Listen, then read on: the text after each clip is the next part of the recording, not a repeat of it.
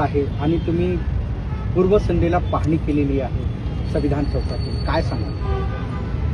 आत्ता ही जी व्हिजिट होती ही फक्त स्टेज कसं झालंय, पोलिसांची एक बैठक, त्याची चर्चा करायला आणि उद्याच्या मोर्चाचं सगळं नियंत्रण कसं राहील आणि त्याची तयारी कशी राहील हे बघायला आज आपण इथे आता ही पाहणीसाठी आलो.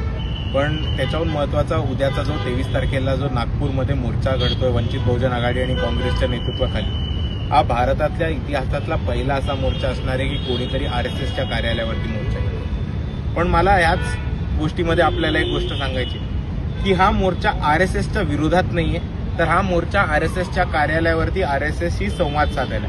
कारण RSS ही संघटना दोन गोष्टींवरती स्वतःला मोठी मानते, एक म्हणजे देशभक्ती आणि दुसरी आहे नैतिकता.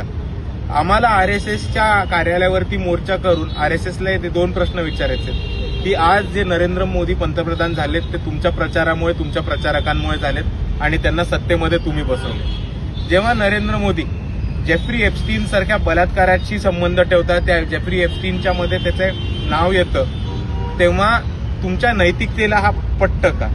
भारत देशातनं 30,000 मुली ह्या गायब झालेल्या आहेत. ह्या मुली कुठे गेल्या आहेत ह्याचा आपल्याला पत्ता नाही.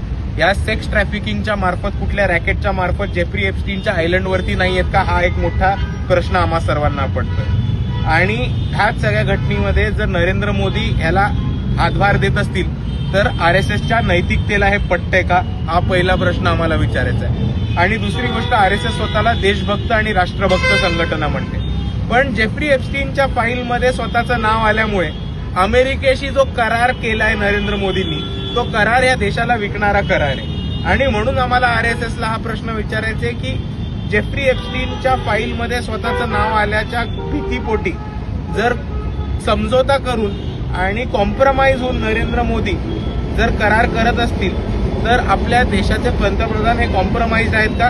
आणि कॉम्प्रोमाइज पंतप्रधान जे अमेरिकेचे संबंध सांभाळतात आणि अमेरिकेसाठी आर्थिक मदत होईल असे करार करतात, ते खरंच देशभक्त आहेत का?